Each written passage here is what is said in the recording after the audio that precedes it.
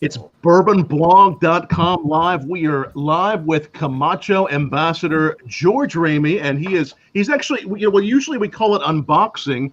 He's doing an unboxing of some rum right now, and you can unbox some rum, you can unwrap some rum, and I just lit up a cigar. It's been a few months since we've had you on the show. How's everything been going, George? Everything good, man. Thank you for having me. Yeah, it's been a couple of months actually.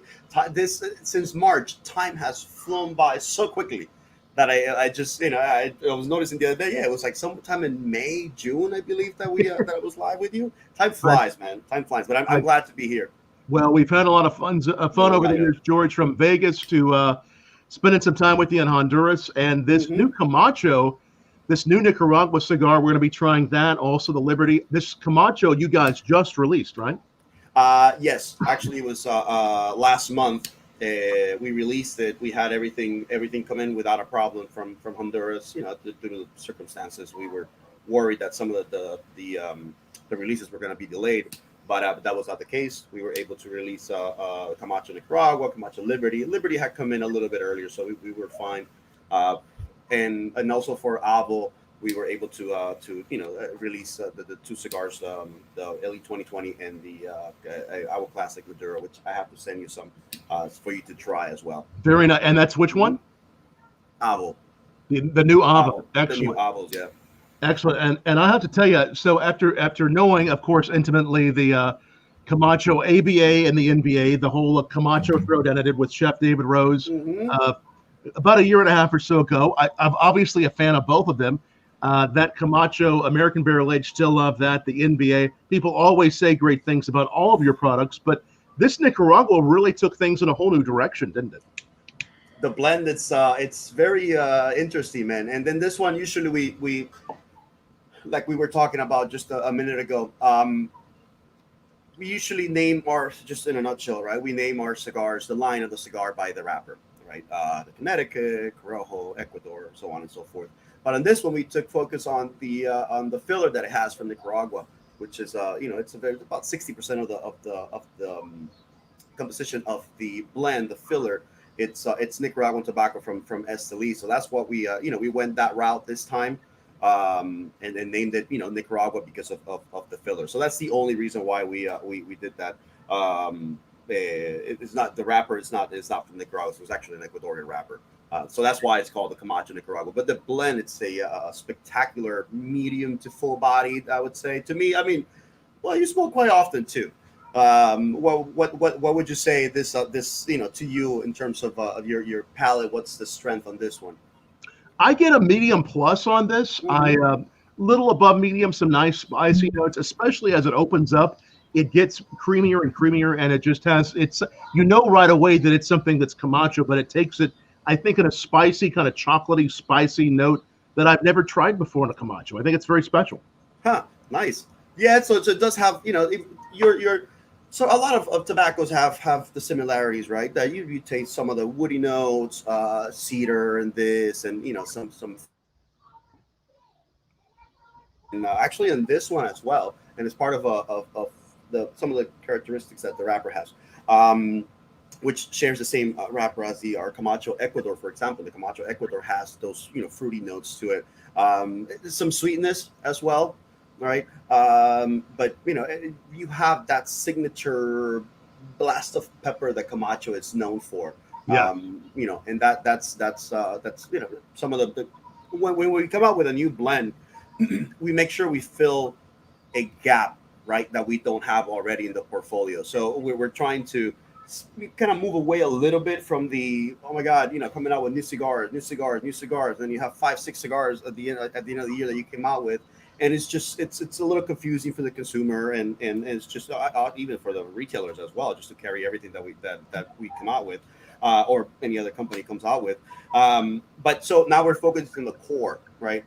So this one fills a gap that the core didn't have in terms of flavor profile, right? So we have everything from, a nice mild to medium, I would say, the Criollo. You have your Connecticut, you have your Ecuador, your Corojo, which is our Honduran Puro, and then the Nicaragua now, right? And then you venture off into the Triple Maduro, ABA, NBA, and all that stuff. But those are more like novelties type of thing, the aging in the bourbon barrels and all that stuff. But this fills that gap in the core that we were looking for. Oh yes, absolutely, and already some cigar fans like Sanj Patel. Sanj, thanks for watching. Everybody watching, Sanj is watching. Thanks everybody who's watching on BourbonBLog Live. Make sure you like this, share this, ask George some questions, and and I do get that spice. It's this nice pepper. Along with that creaminess, but it's very bold, and as we go further and further into it, it really showcases a lot of beautiful flavors. What was the hope with this cigar as you guys created the Camacho? I know you probably spent a lot of time working on this in development. Yeah, well, so this one it was developed probably about 2 years ago, and finalized the blend about a year and a half ago. So our projects are usually 2 years ahead, right? Like any big company, you have to plan and all that stuff. So yeah, about 2 years ago, actually, it's funny. When we were in Vegas, I think you were doing your seminars. When I was right there with you. Yes. I was given a couple of these, and while you were doing your presentation in front of everybody, this is the one that I was smoking. I didn't even know it. I was not going to disclose anything at the moment, but this is the one. And I was actually sitting right next to our head of global operations, and he's like, "Hey, this is the new Camacho Nicaragua." So I smoked it, and it was like, oh my God. Since then, they've done a just minimal tweaks to the blend, but it was just the blend that I had back in the day. It was right. Delicious. So this one, basically, it was, like I said, we're trying to gear our efforts towards our core line, right? Because that is just to the brick and mortar. That is the bread and butter, right? And this one, like I said, it was just 2 years ago. We knew that we didn't have that one flavor profile that we were looking for. Maybe minimal in terms of differentiating it from the flavor profile, let's just say, or strength as the Ecuador or something, but to our master blenders and to our board of our tasting board, it was missing. Our portfolio was missing this, basically, right? And this is, since it came out, unfortunately, it came out right at this time where this whole craziness is going on, that I'm not able to travel to go to events and do events, in-store events and stuff like that. We are doing virtual events as well, but it's not the same as going and chatting with somebody at a store, right? And then you interact with them and you tell them, because that's the key of things, right? So yeah, because we could say that if it filled that gap in the flavor profile of a portfolio that we have, but I want to hear it from the consumers, right? The guys that are smoking and gals that are smoking this cigar and actually love the brand and probably smoking, more than I even do on a weekly matter. But this is basically, it filled that gap. It's still on the bold side of Camacho, medium to full. To some, it's maybe on the fuller body, but it was a medium to full bodied with Nicaraguan focus on because that's the way we called it, Nicaragua. It's a very powerful tobacco from Esteli, and that's basically. All the other ones it does have some Honduran binder, and then the filler is from Ecuador, which is also it's a delicious filler that we do very well with, and that's it complements our flavor profiles very well. Excellent. And we'll just say this also, George and I are both pairing these cigars tonight with some rums we both have the very same rums in front of us, so it's like we are in the same place, my friend. Yes. We both have these rums. I am super excited about this one. He's unboxing the XO. I think we may have had that in Vegas a couple years ago in that same. Right. At that moment when you were doing the presentation, yes. I 1 year listening to how the barrels of cognac, you were talking about how they take into cognac, or you were explaining something about the process of this one in particular, and that stuck in my head. Yes. Yeah. So this one spends some time in both Barbados, where it's these rums are up to 15 years old in this XO. It's to celebrate Plantation's 20th anniversary, and then they go to France and they spend some time settling down, really doing their thing in France with new cognac casks. So it's that in France doing that thing there at Pierrefonds, and this one just becomes beautiful. It's so it actually, and even in the process, George, of sending this one from Barbados to France, it's rocking on the ocean. It's in those barrels, and then it goes into the new cognac barrels, and it just comes out with these beautiful, sweet flavors. And I remember when I did the ABA and NBA with it there at IPC, we really tasted some beautiful creme brulee, some creaminess. It's just one of the perfect rums, I think, for pairing with a cigar. And I think this Nicaragua, it's a great pairing. This is delicious. Now that I'm kind of like I coated my palate with this plantation 20th anniversary, it complements it very well. Yesterday when they arrived, I shot the pictures and stuff like that, but I just didn't have, by then I didn't have time to open it up. I just wanted to wait until we started the show, but wow. Waiting for the moment. It's so good. So good. Yes, and in fact, it may be, because remember you were doing a little tasting at the seminar back in Vegas, and now I was having this blend, and now it's just kind of so like now you've gone back. Yeah, you've gone back, and I've gone forward. It's a time travel. Exactly. It's a great pairing, and we really always enjoy having the Camacho cigars here on BourbonBLog Live. And again, if you're watching this, please like this, share this video. I know a lot of you in the cigar world know about George. What a great job this man does in the world of cigars. Please ask him questions. Make sure you also bookmark bourbonblog.com/live. Sponsored by Independent Stave Company. We're glad to have them as a sponsor. They do so much great work for barrels in the spirits industry. And we're really enjoying this Camacho Nicaragua. Is this out about everywhere you can find Camacho? Can we find this about everywhere now? Yes, and that's the beauty of the core line that I'm focusing on, right? In at least in this live, it's that it's available everywhere, right? It's everywhere. It's not a limited edition. We're trying to stay away from limited editions, aside from our Liberty, which I'll light up in a second. Yes. Right? This is our tribute. It's our 18th installment of that one, right? And that one will keep doing it. But in terms of like in the past, we've done like just the Brotherhood series, the Shellback, the Czech 6. Those were different times, right? Those they did very well. In fact, I handle the social media for Camacho, and I get asked all the time, where can I get this? Where can I get that? It was a limited edition, right? That's it. That it came and went, and I'm sure that some retailers may have them out there, but I don't know who has them. But but this one, I can tell you that it's available and it's here to stay. It's part of the core line. So if somebody, we have new lovers, and that's the other thing too. You have a blend, and you work. Let's just say this one, for example. 2 years into making this blend, and it's good. You put it out in the market, and you only have to make, let's just say you only make 5,000 boxes out of it, and that's it.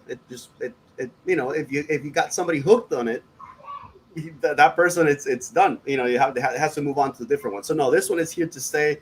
The Camacho Nicaragua, it's like I said, part of our core line, and it's priced the same as the other core lines as well. So that one, and then the color is like it's not red, it's like a burnt orange, right?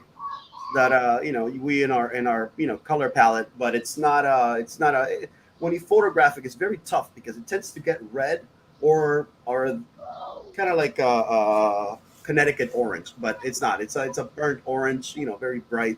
So this one helps the consumers also identify it when they go into a store, right? Because you've seen that, you walk into a sea of brown, and it's like, oh, you see some colors, it's Camacho. Right, and then so this one, it's that burnt orange that's going to help the consumers, find it in an easier way. Absolutely, and I see our friends from Plantation Rum, Guillaume Lemay, is watching us, and Guillaume, feel free to if you have any tasting notes you want to chime in, we'll put it down below as well. Scott Seeley, thanks for watching. I do see a comment here from Sanj Patel there from New Jersey, and he says, George. You've had the Avo 2005. The Camacho Nicaragua reminds me of the Avo 2005, is what he's saying. Does it remind you of the Avo? Wow, of the LEO 5. Avo LEO 5. That's a tough one. No, and I actually have here a couple boxes of the LEO 5 that we released back in 2018. Yep. And I mean, I don't know. I think, in fact, that the Avo, it's probably on the bolder side. It's more of a drier smoke. This one, it's very sweet. It coats your palate in a different way. The Avo, it's and that's why it was one of our most successful blends. It's got a lot of power, right? I don't recall right now which of the what the tobacco. It's the one that one has in particular, right? Because we came out with it 2 years ago, and that's it. Back then, it was back in 2005 when we came out with it. But yeah, I mean, you could say in terms of flavor, its strength could be around the same, but the way it coats your palate, this one it's a little bit different. It's more Camacho-esque, right? Come on, it is. Yes. Now the Elio 5, don't get me wrong, that is an outstanding blend. It's a great cigar, but unfortunately, it's one of those that we were discussing. It was a limited edition. We brought it again. We sold out so quickly, and then that's it. You know, I of that one, I did save a couple of boxes for myself because I'm like, wait, you know, we're flying through these limited editions, and I'm not keeping any. So yeah, but it's a great smoke. And that one, the other thing on the Elio 5 is, and that has a lot to do with, like right now, I'm not sure what you're smoking. I'm smoking a Toro, right? I have and I do have some Toros. I have the Robusto. What do you? The Robusto right now. Yeah. Okay, What are you getting off the Toro? How do you think those vary for this particular cigar? Because the Elio 5 was only on the Robusto, right? Right. And then this was a Toro. So if maybe, you may be right on this one, Sanj, that if I smoke the Robusto size of that one, it does pack a little bit more of a punch, and not just our Robustos, but just in a line of cigars, the Robusto always has a little bit more of a punch. Yeah. Same story with the Nicaragua Toro versus the Robusto. Is if you compare those two. Exactly. A little bit more of the punch on that on that pairing with that plant. Any notes that you're getting off that XO? I know it's been a little while since you've had it. Anything that you taste on that you really like with the cigar? Well, it's obviously on the sweeter side, right? And then some of the spice that the cigar has, it kind of combines very well. It does. Yeah, it's a very pleasant experience. Let's see, I see you have your Glencairn glass. Cheers, George. Yeah, Great to see you, buddy. We're doing. So these are the best ones for tasting. They are for rums, for whiskeys. Very nice. So the Nicaragua was the newest thing. Any other big updates? I mean, I know there's a lot of things happening. What's been happening in your world with Camacho the last few months, maybe since we talked to you last? What's going on? Well, I mean, we've been trying to kind of gear our focus towards social media, right? That's just the way of the future right now. Unfortunately, we are on a company-wide travel restriction. We're not traveling, you know, and just for the safety of all of our employees and stuff. And then on a pretty much almost a global level, because basically that mandate came from Switzerland. So, you know, we abide by it here in the U.S. And so we've been trying to focus on social media, right? With Avo, we've been doing a lot of influencer activities. And then with Camacho, you know, we've had the Camacho Grill and Chill contest that we had going on. And myself going, you know, live and talking to people. We've been doing a ton of events as well. In virtual in-store events, if that makes any sense, you know. So I've done in the past some that I'm here in my studio and we're broadcasting the event at a store. I think it was in Michigan, the last one that I did. And you know, the store has a few customers in the store, obviously, you know, in their lounge, and it's like kind of like I'm there, but I'm not there in person, right? So that has been working out really well. We've been trying to come up with some other, you know, goodies that we're about to release very soon. So you'll you know, very cool things for Camacho. Obviously, unfortunately, we're this close to releasing them that I can't really, you know, it. Are they things we've never tasted before? Anything? What's the any hints you can give us? No. It's fusion between two things, right? It's a continuation of our Camacho Grill and Chill per se. It's a continuation of Grill and Chill. Yes, exactly. Something pretty cool that it's never been done before, you know, in the industry from our recollection of it. And this is going to be a campaign or expression, or what will it be?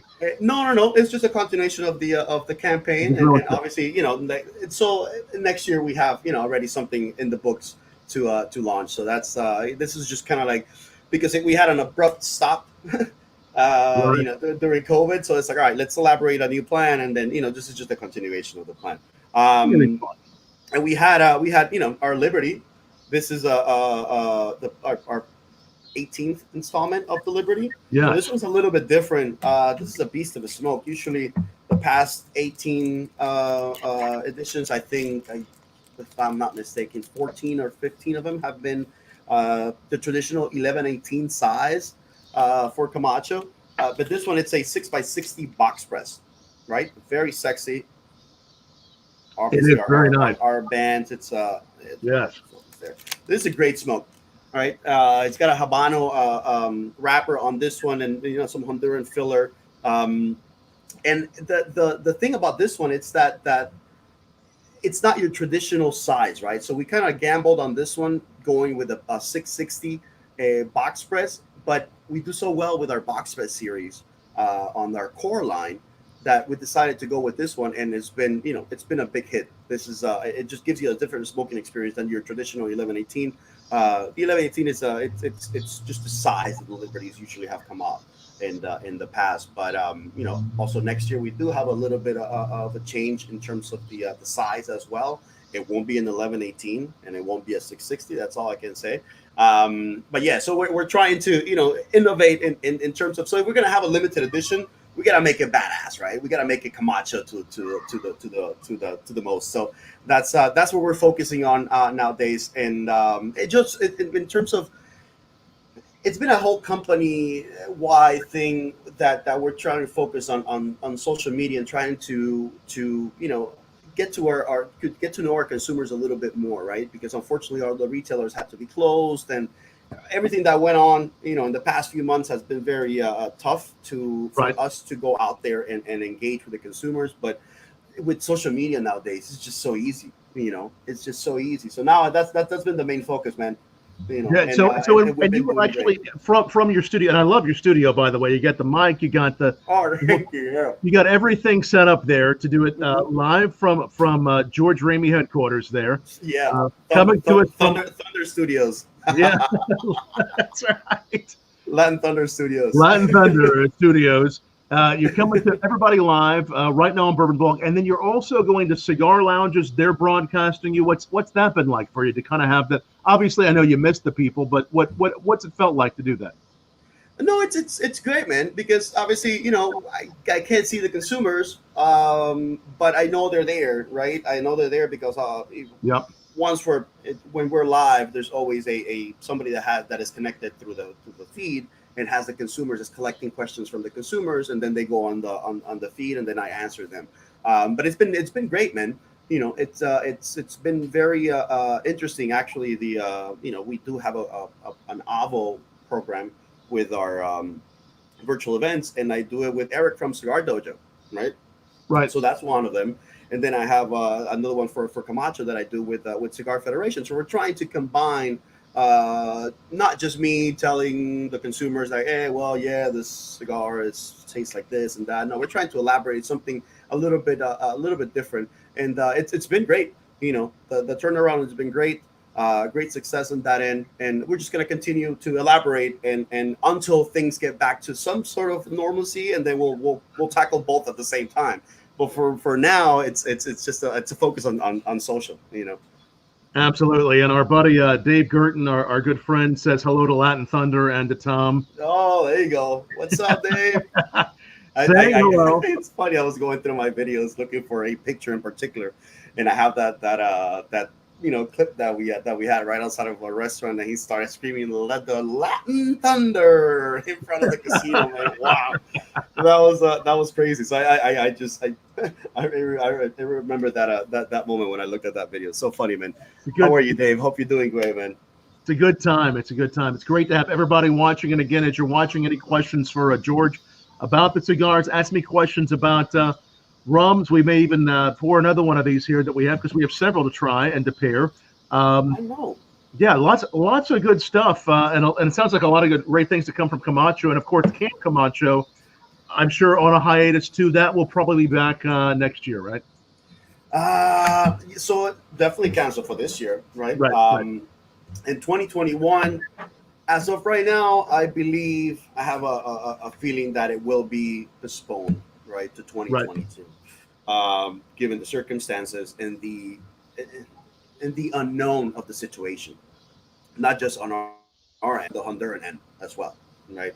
The government over there is a little more strict than here in the U.S. per se, and it's just different. You wouldn't want to, let's just say something happened down there and be stuck down there, right? Right. So that's not that's what. Yeah. So that's I can't say no that it's not gonna happen in 2021, but given the circumstances that are beyond our control, it'll just make it a little bit different, a little Right. bit difficult.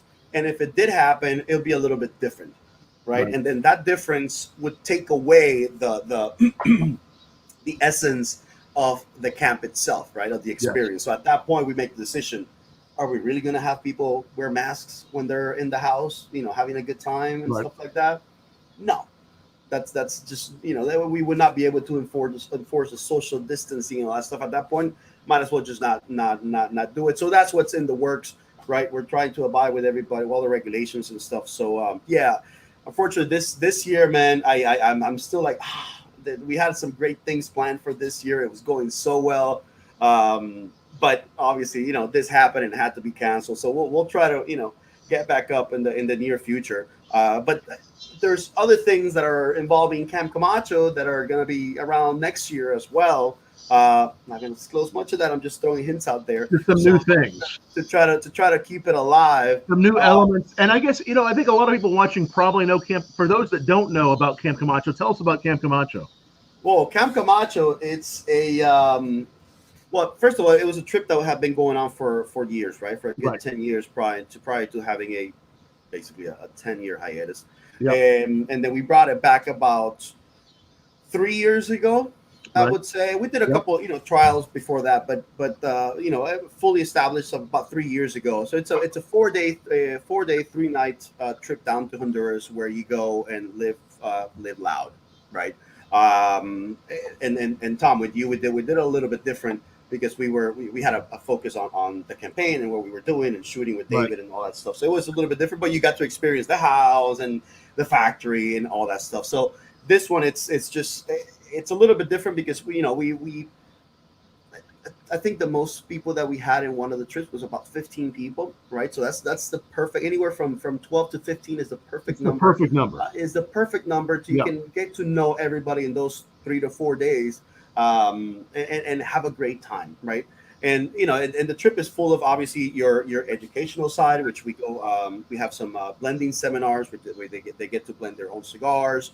Actually, create a blend by dissecting the strains that we have, and that's something very interesting because we. So now this is so that we make cylinders, right? They're not full cigars. They're just literally it's the filler and the binder, 100% of that tobacco, and then they're just pretty much bunched together and rolled, but it doesn't have a wrapper. It's not a perfect cigar yet. So these cylinders they give our guests the exact flavor profile and notes. It may not be a perfect cigar. You're not going to be like, oh my God, this is delicious, because it's not a blend. You're trying a strain. So putting that together, it's very good. People get to try their own cigar, right? So, and also we go to the farm. They do their priming. So your typical educational stuff. And also we have some fun at the house, right? We've had some very Honduran shows of some dancers in the front of some giants.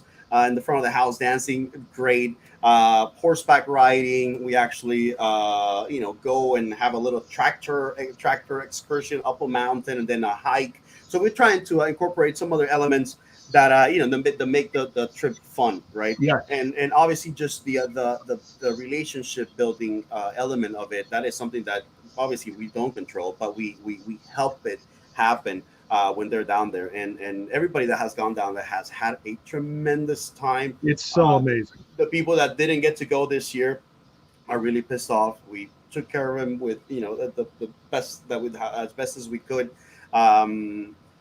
but it's one of those that you have to go down there to experience it, right? Yeah. And also the state-of-the-art house and the factory as well. I think that sets us apart from the rest of the pack down, at least down in Honduras. The factory and the houses are pretty impressive. Seeing the passion of the people like Manuel and just the rest of the great folks down there, just seeing their passion, seeing how it's made.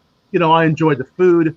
Like you were talking about, the deconstructed parts of the different tobaccos, trying that first night, coming up with our own blend, and really just a hands-on experience that you just can't find elsewhere. It's an incredible experience. Yeah, it's such a great experience, man. Unfortunately, like I said, it had to be cut short this year, but it'll come back. It'll come back good. We're just kind of gearing up again.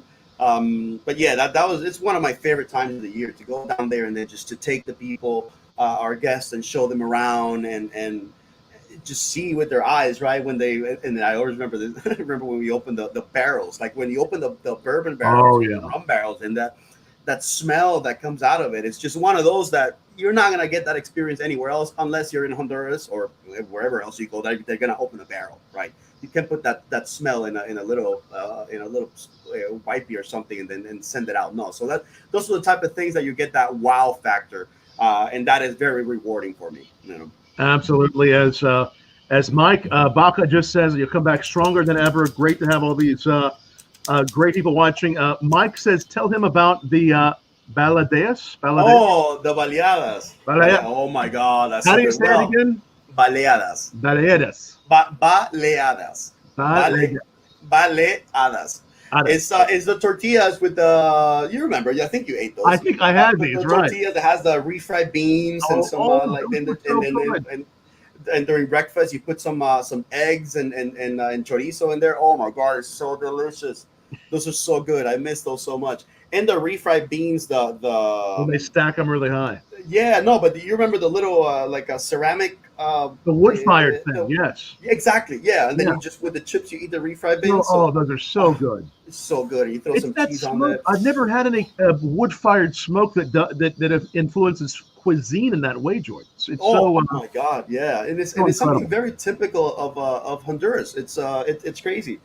So things like that. Those are what I miss. I miss the unlimited supply of salvavidas too, the cervezas. And the Honduran beers are incredible. Yeah, the salvavidas, and then I don't know what else we had when you guys were there. We had some. Well, you and I think that first night we tore into some rum pretty good that night. That first night with some Camachos. Yeah. And then I do have a passion down there for Johnny Walker Black Label. That is my drink of choice. When I'm down there, that we have plenty in the in the bar at the house. So yeah, man, that's good. I miss Honduras. I actually have to go back because I left a lot of equipment and a lot of things to complete my tour down there, and it was just 1 week. It's like, oh, you're not going back. I'm like, oh man, I left all that stuff down there. So I gotta go back at some point, but most likely it won't be this year. I'll probably have to go next year at some point. Well, when we went, it was an incredible time. From the time you greeted us at the airport, having some nice Camachos on the bus there, just to the very end. It's a special experience. What do people say? Obviously you've been. I mean, from all the experiences, no matter whether it was with Camacho growing up, what do people say when they walk away from Honduras and they've never been there? What's the thing that they say that they really never? Well, as you already know. Okay, so people think of Honduras as a ultra dangerous country, right? Third world, blah blah blah. Okay, all those things are true, but where we have our factory and our farm, it's not the case, right? This is in Dali, Honduras. It's not there. It's like it's paradise basically. So that's beautiful what people they take away the beauty of the scenery of the place, right? The gorgeous sunsets in the backyard of the house, or the mountains, or the sunrises, right? Even the moon, you see the stars because obviously there's not that much population, so when it's dark, it's really dark, right? If you have clear skies, so that is the beauty that people really take that wow factor from there. Also, just how genuine people are down there, right? And everybody's nice. Everybody, I mean, you've seen it. Our team down there and the people that we deal with down there. Everybody, it's happy, right? They're gentle. It's nice, and that's aside from the knowledge part that our guests come back like, wow, this is crazy that Camacho does this or that it takes this long to make a cigar, blah blah blah. They take away that Honduran experience that it's like, wow, Honduras wasn't that bad. We people didn't bother us. They did not feel threatened or any sign of danger at any moment. They love meeting the Americans. They really do. Yeah. So, and we take our precautions as well and all that stuff. But no, everybody that leaves, they want to come back. And in fact, this year we had a lot of people that had been in the last year So we They had a lot signed of up again. again. I can't wait to be back there with you, George. It's going to be a lot of fun whenever we can get back there.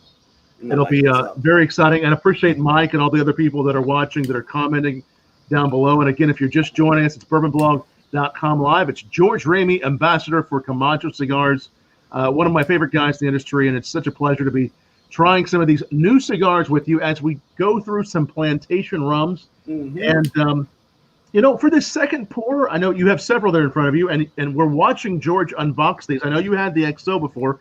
Had you had the Jamaica before? No, not that one.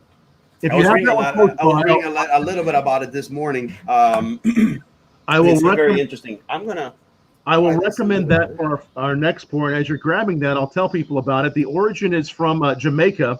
The raw material used is molasses, and it's done at the Clarendon and the Long Pond distilleries there. They age it tropically there in Jamaica for about 1 to 3 years in used bourbon casks, and then again it's sent to France, and it's rocking. It's doing its magic there, as we like to say, on the boat, going all the way to France, and they put it in new cognac casks for about a year. And so on this one, it is called the Special Dry. A little drier flavor, but it's really complex. Some really beautiful vanilla notes. You're going to get some pastry-like notes. See what you get. I want to hear what you get, George, and I think it's going to go really nicely as we transition into. Oh wow, the scent is interesting. I can't pinpoint it. For a little bit here too with this one, and again, Plantation Rum's one of our favorite rums in the world. Just so delicious and refined, and so many amazing. They even have a pineapple rum that's incredible too. That's really nice. See what you get on there. It's not as strong as I thought. It's extremely mellow to the palate. Starts its life off on Jamaica, as the first one started its life on Barbados. So we're taking you on a little tour as George takes me on a tour of different tobaccos from Honduras and Nicaragua. We're taking George on a tour of Jamaica, Barbados, all these flavors. We're even going to France, which I know you have a special connection to France yourself. Yeah, so I'm half French. My father is French. He's from the old French regime. He's 93 years old. He's going to be 93 in January. Yeah, so he's from the south of France, about 30 minutes away from Montpellier. And a couple years back, actually, we took him over there, and most likely it was going to be his last long trip. So we decided to go there and have a family trip, and just going to his small town. You know, his town is literally the size of a mall. You know what I mean? And it's called, what's the name of the town?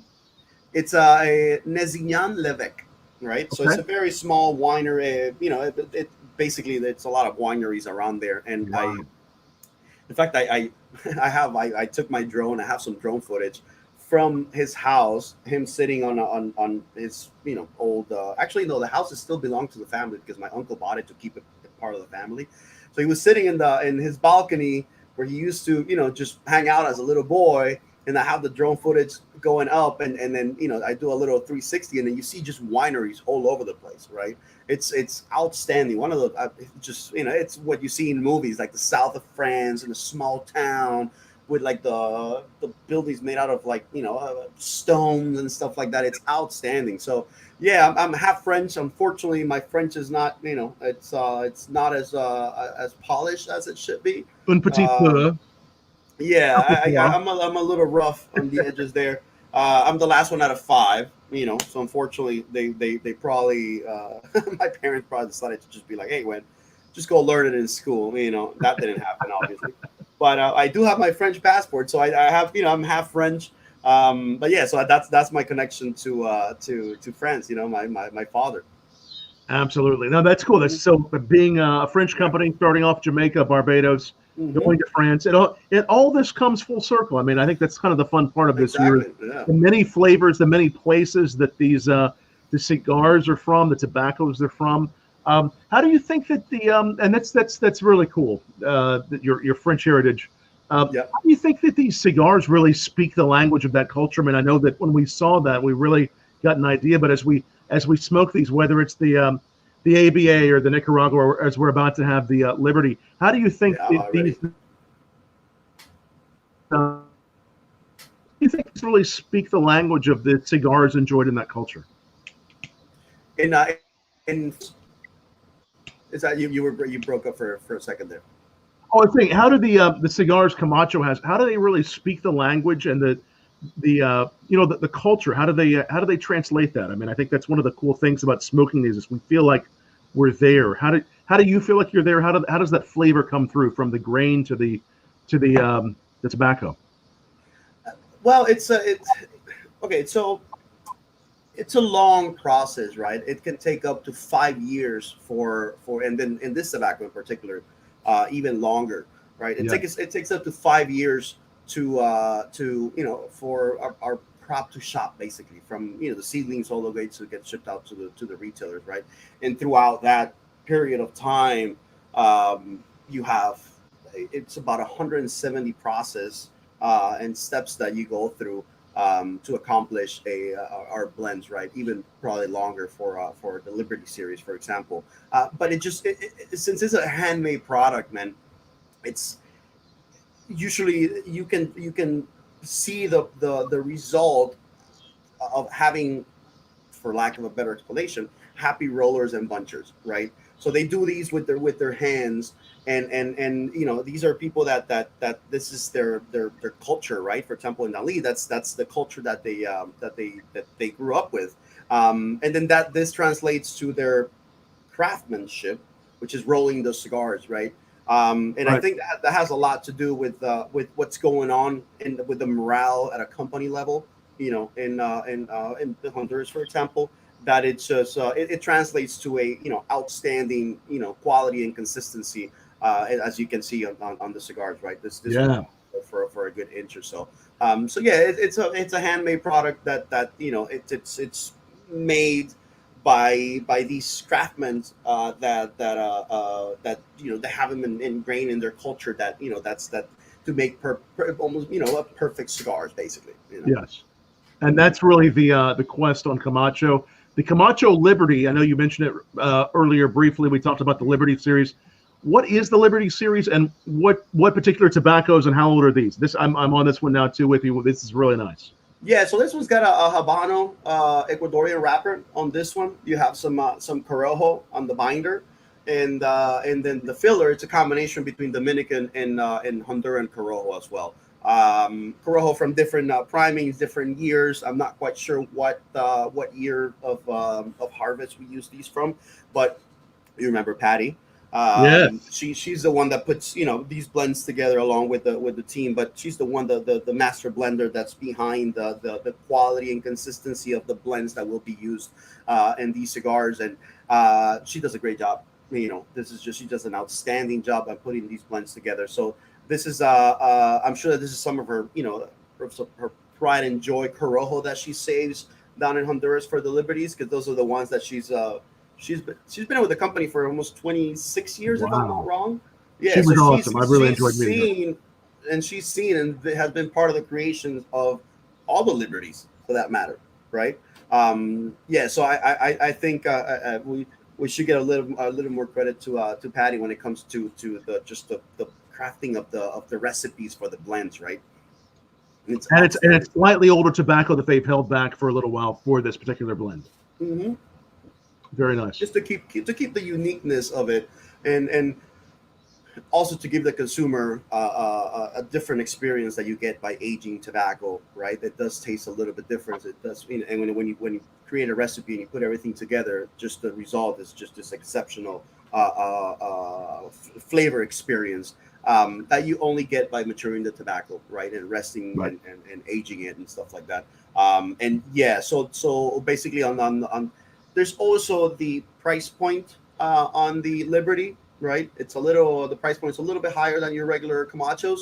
So that's why we're able to, obviously by aging tobacco and all the stuff, it requires money, right? So it's money that you have to hold and then wait 5 years for then use it and then hopefully use that tobacco. So that has a lot to do with it. So yeah, this does have some older tobaccos in them that represent that Liberty flavor profile that they put together down in Honduras. Yes, it's very special. It's more of a limited edition expression every year. Mm-hmm. Exactly. Oh, this is so good. 5-6 years old. The tobacco is on this one. At least, if not more. At least, if not more. Some yes. Yeah. Camacho Liberty Series 2020. This is at least 5. I think that really some of those wood notes come through. It has this really beautiful mid palate, this great thing that kind of goes for me between sort of like a barrel note, a real kind of creamy note. It's really very creamy. You get your hints of spice, right? Yes. Some pepper that it goes up and down. So it's like a roller coaster of flavor, right? But keeping you intrigued the entire way. And also the draw on this one is magnificent. It's just this box press format. It's probably one of my favorite ones. So nice. This is a big ring gauge, right? It's not for everybody, but if you get a chance to see one of these in a store, pick up one, try it out. Shoot us a DM message on Camacho's Instagram. I'm the one that handles that, just because I'm curious to see what people are thinking, right? And unfortunately, this is one of those where it's not going to last forever. Where we placed the order, it came in, and orders are going out every week, and we'll eventually just run out of these.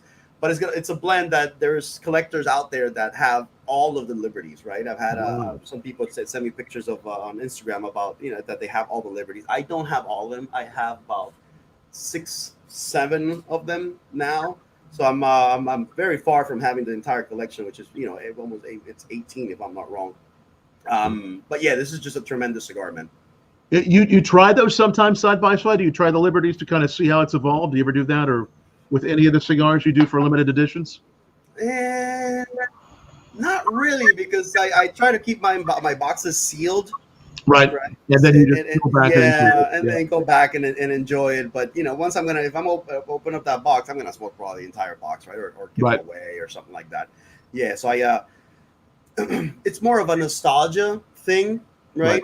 Because by the time the cigar hits the shelves at a store, we've already done all the aging for you, right?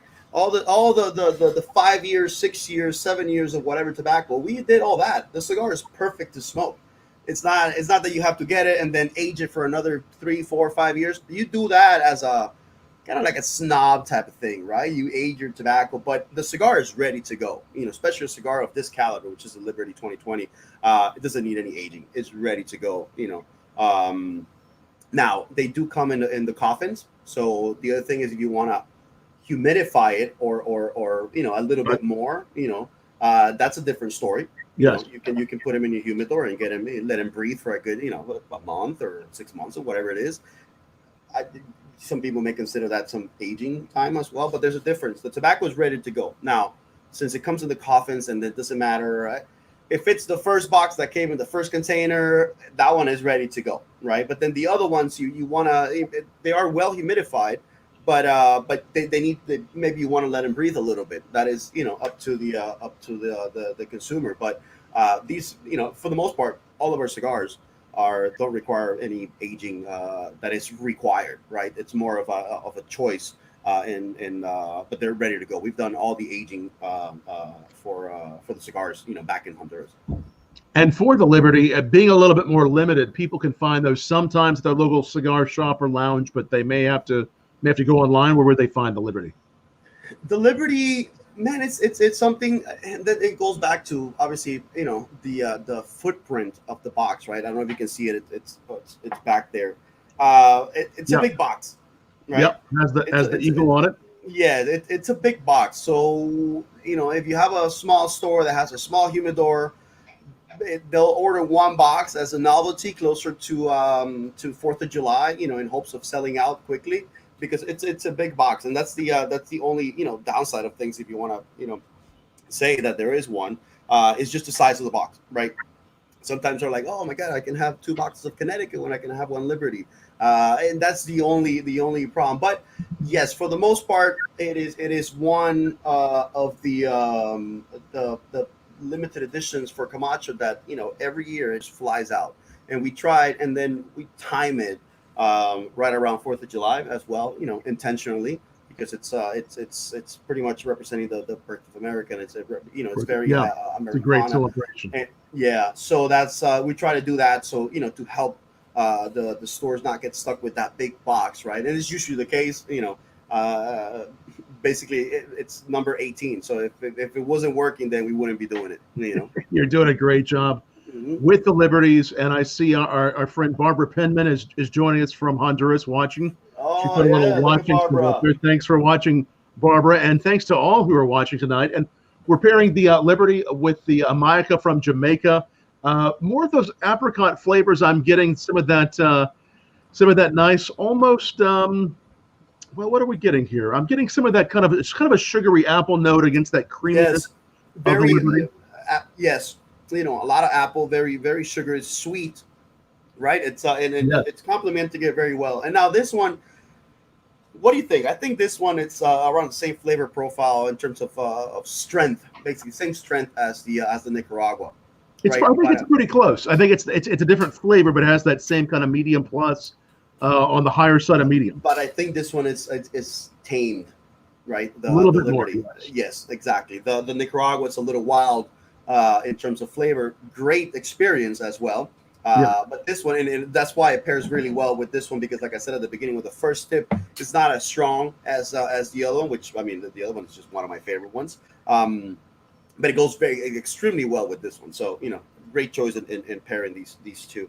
I'm curious to see this other Isle of Fiji. Yes, we'll grab the Isle of Fiji. Deal with that one? I think the one other thing, as you said that, more tame, I get a little bit of, on the rum, I get kind of this coconut milk thing, and that creaminess plays into the Liberty extremely well with this Jamaica. I think it's just a great pairing. And again, if you haven't tried the Plantation Rums by themselves, if you don't do cigars, cool. If you do cigars, great. We love that. Pair these Plantation Rums with your favorite cigar. I think they're the perfect pairing for a rum. And this Isle of Fiji just recently released, I think around the same time, with just the last few months, that you released your Nicaragua. So another very new rum, George, that we're really excited to try tonight on BourbonBLog with you and Camacho. And this Isle of Fiji is one. They had done some previous Isles of Fiji that were limited editions that were vintage dated. Of course, the vintage on the Isle of Fiji, the origin, actually comes from Fiji, and the raw material again is molasses. It is it's about 2 to 3 years old in used bourbon casks when it's on Fiji.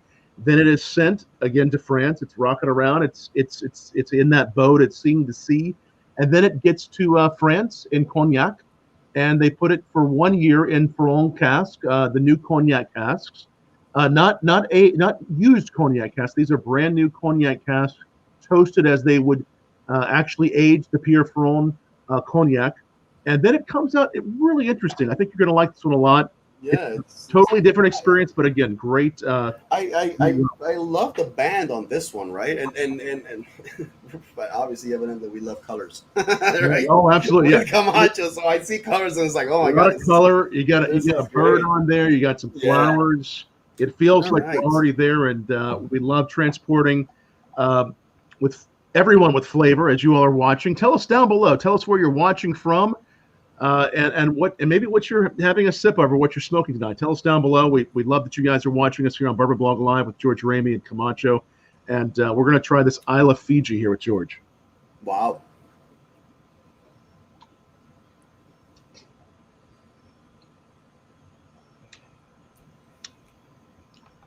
What do you taste? What kind of notes are you getting on that one, George, as you're tasting that? Definitely on the creamier side. Yes, this beautiful creaminess on the creamier, yeah. So nice spices, maybe a touch of nutmeg, a little bit of smoke, but just a little bit. Everything extremely well balanced. What cocktail would you make with this? You could do. Making any cocktails? You could do something like a daiquiri with this. You could get a little bit more experimental and do maybe a tiki drink. I mean, this would be great in a tiki drink. I think that would be great. Yeah, good painkiller, something like that, or just with a little juice, just on the rocks.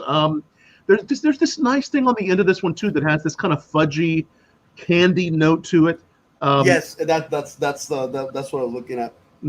Like it tastes like it can't like a kind of candied, isn't it? Yeah. Kind of as you get those nice smell too, right? Candy.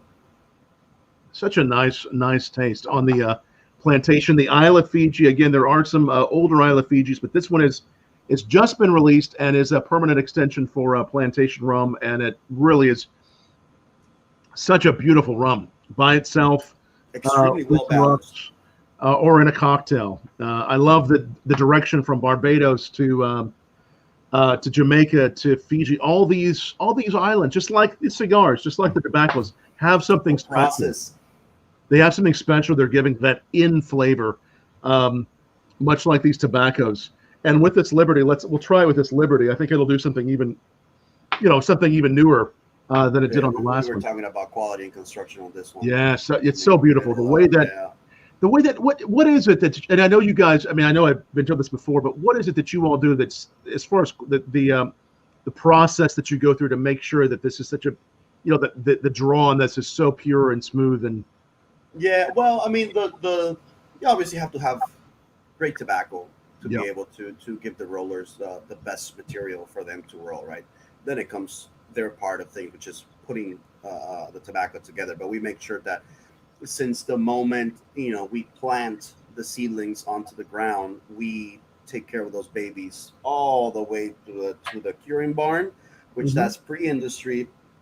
And even in the curing barn, you go through a rigorous stage of caution to make sure that these plants they age in a certain way that is they come out perfect. So that's another step.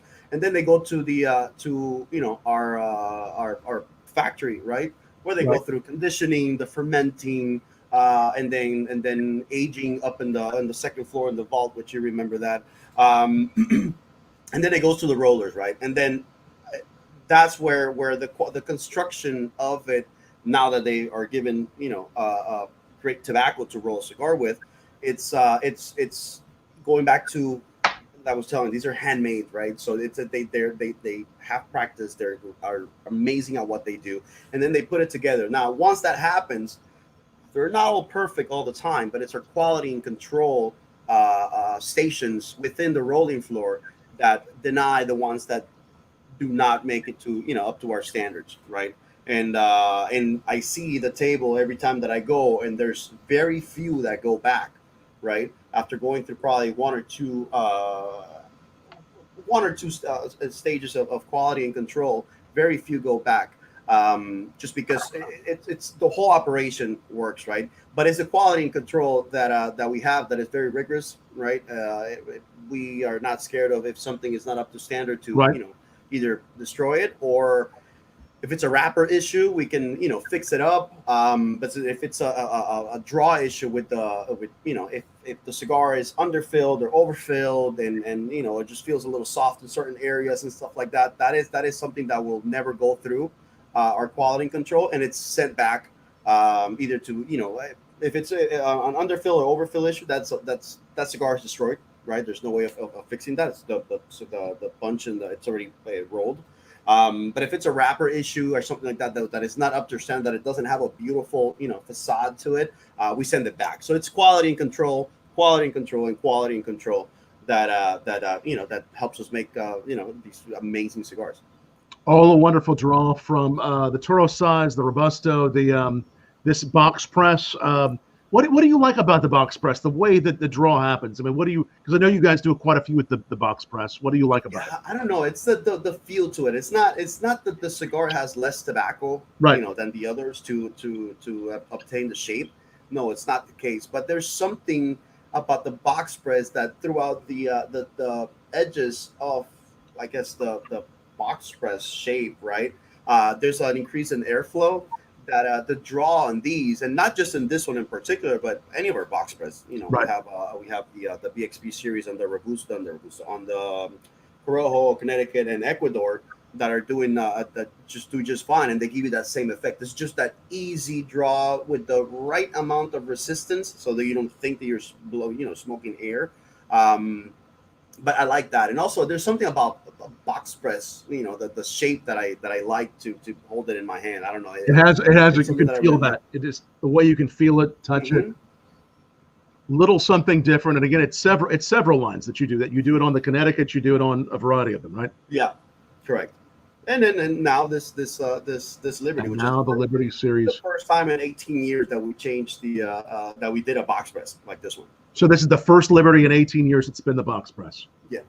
Wow. 660 and it comes box in the what do you call the holder again? The Camacho. But just there's an actual term to it. I forgot it. Single something. It's like a single serve. It's beautiful. They're coffins, right? They're coffins. Coffins. The little coffin. Yeah. We don't like to call them coffins just because it's like on a cigar. But we've heard those jokes. But yeah, it's a wooden coffin. What are we gonna do? But yeah, so and then the quality of the boxes as well on this one. You have all the lacquer on this one, and then especially the box itself. It's actually this box is the one, because for the most part all the other Liberties have been just wooden boxes, right? Either matte or very little gloss to it. This one is a full-on 14 coats of lacquer on it to make it look like a jewelry box, and it goes par with the with our rest of the boxes, right? Our Camacho lineup that has that beautiful, impactful presentation. And this is the first Liberty that has the entire box, lid and bottom, have the 14 coats of lacquer that to give it that piano finish. That's another thing that is a little different about it this year. The presentation's great. I mean, as you show up with whether it's one of the Camacho Liberty or you show up with a box of the Nicaragua, I mean, the presentation on these are just beautiful. I mean, and people have always commented on these from beginning to end, from the presentation to the flavor. It's always a great job. And I see we have quite a few people join us. I want to make sure we have Camacho Cigars. You can follow them on social media at Camacho Cigars. I know a lot of great things you guys do, campaigns on Instagram, and like you were saying, if people message you on Instagram, Camacho will message them back if they have questions. Very interactive. They really care about because it's me going through through social. So whenever somebody has a question about Camacho, and then they either tag us or ask something on Instagram, it's me, the one that's responding to them. So kind of put a face to the handle.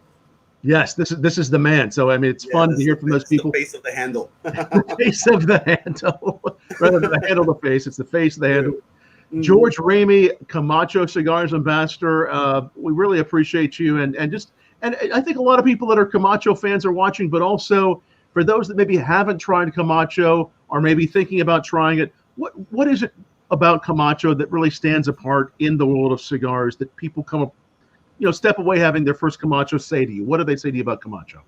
Well, it pretty much gives if you have and then happens all the time, right? So if we have a novice, if somebody that doesn't smoke cigars, basically, and we have everything from a mild cigar with the right proportions of tobacco that will give them a good experience, not a extra mild cigar that they'll feel like it's that they're smoking air, to all the way to the seasoned smokers, which we can give them a triple Maduro, right, and then it'll give them that experience that they're looking for, that demanding experience that their palate is looking for.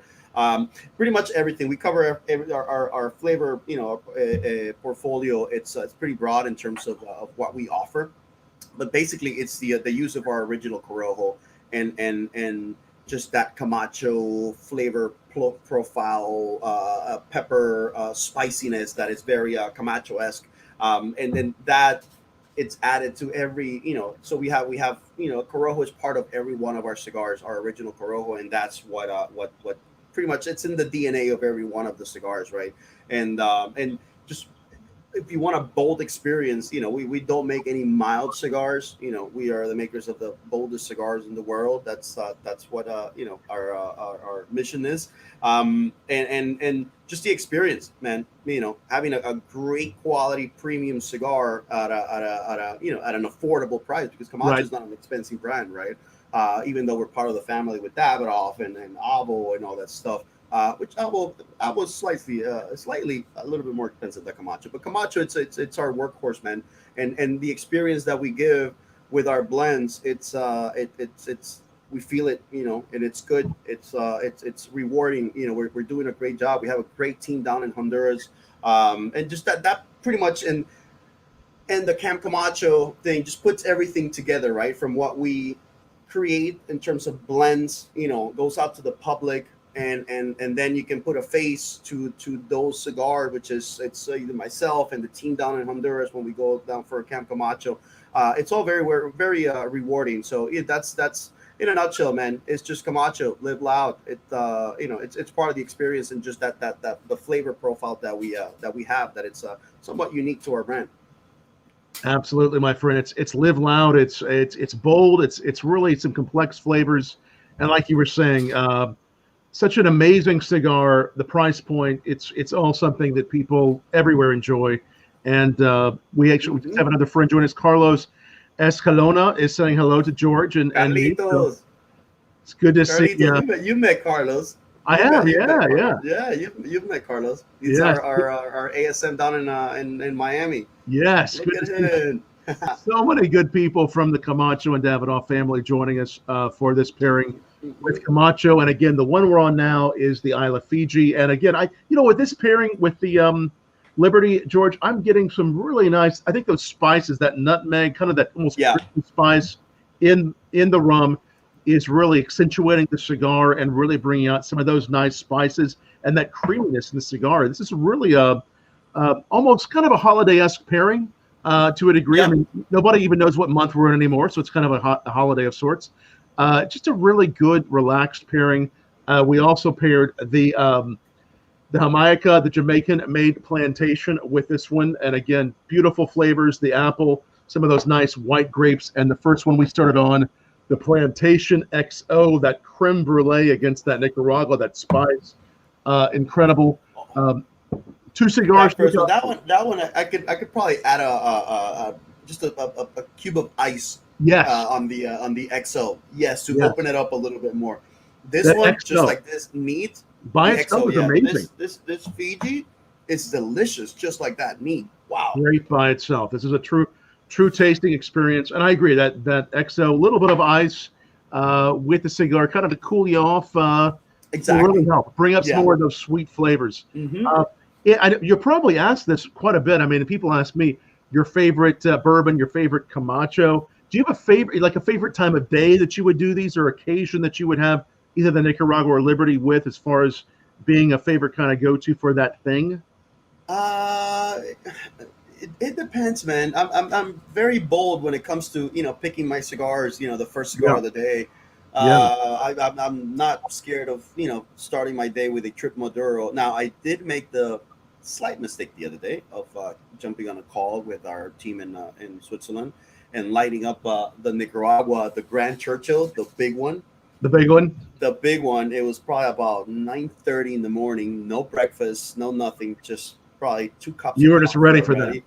And whoa, yeah, that was a little tough. So maybe I should have picked the Robusto instead of the giant one, the Grand Churchill. But other than that, I at any time of the day I would go for a Connecticut. Right. That Connecticut it's one of those that if uncertain, go Connecticut, right? But then I really really really love the Camacho Triple Maduro and the Torpedo, right? The Torpedo, that one with some red wine. I've been drinking it lately, and then just the chocolate notes, and then it's a very very dry smoke, right? On the Triple Maduro, so it pairs very well with red wine, and it's been great. I've done it in the past, in the recent past. quite often. So it's that pairing turned out to be pretty good.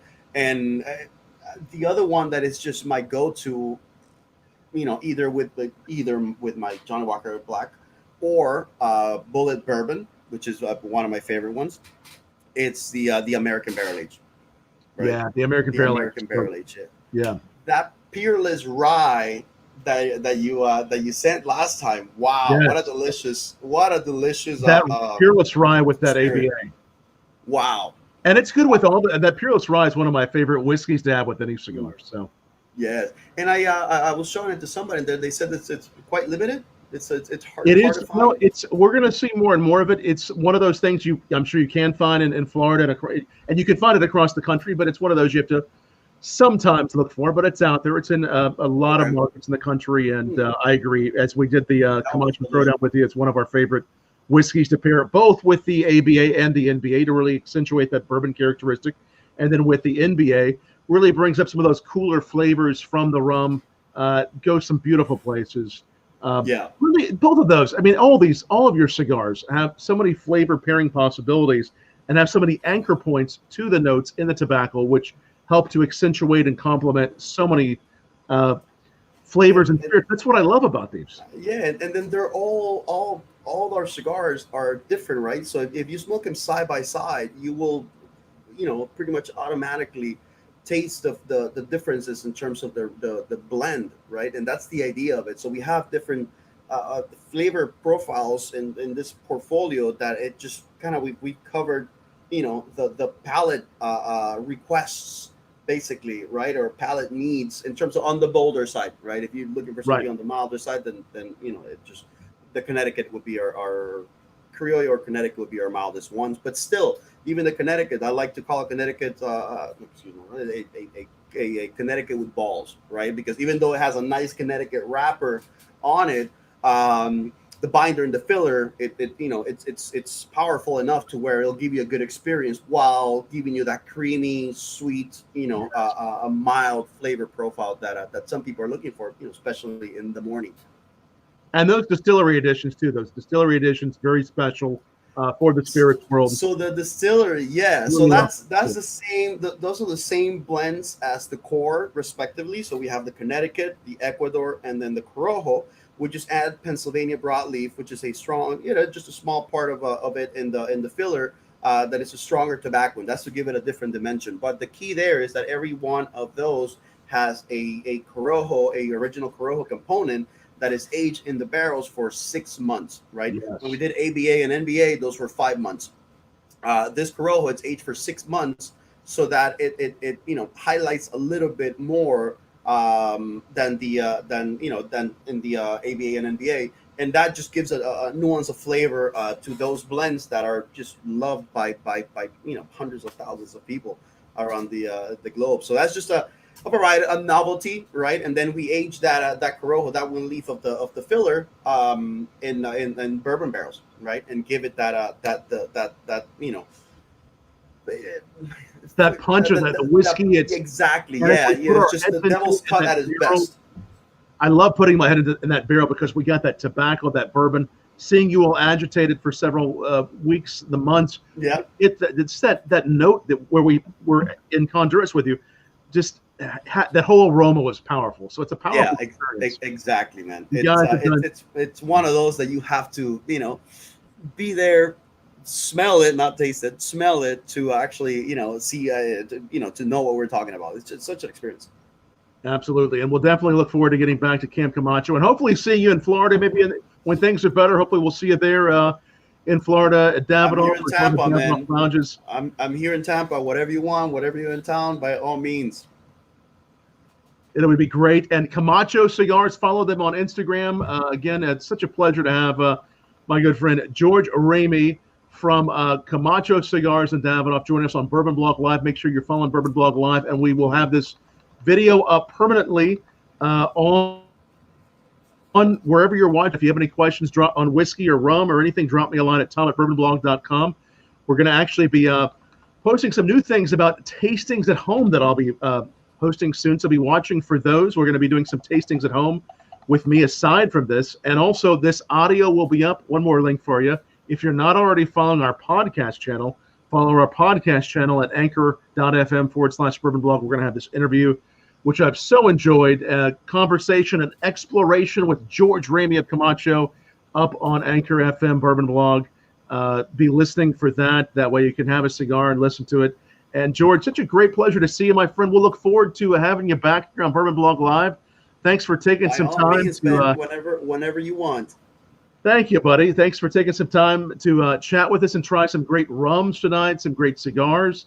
And it sounds like in the coming weeks or months, some more news from your lines there, Camacho, Yes. Avo, and Davidoff. Some news is going to be coming, right? By all means, we have some new things coming soon that are pretty cool. So just stay tuned. Whenever the news break, we'll share them obviously on our platforms. But yeah, I mean, so some cool stuff that's happening.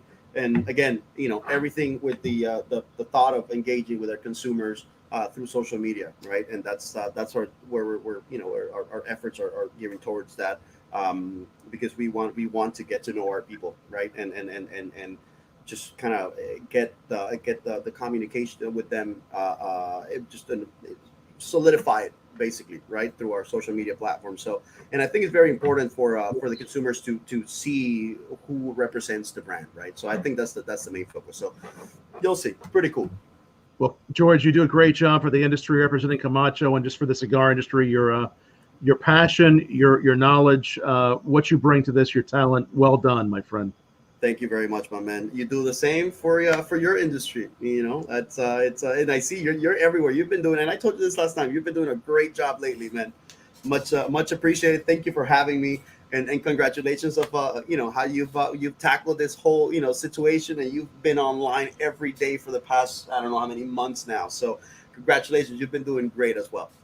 Thank you, brother. It's great to see you, and thanks to all who've been watching tonight. All of our friends at Davidoff and Camacho also who jumped on here. We appreciate you guys. Cheers, George. Until next time. Cheers. Cheers, my man. Cheers. Till next time. Salute. Cheers, my friend. All right. And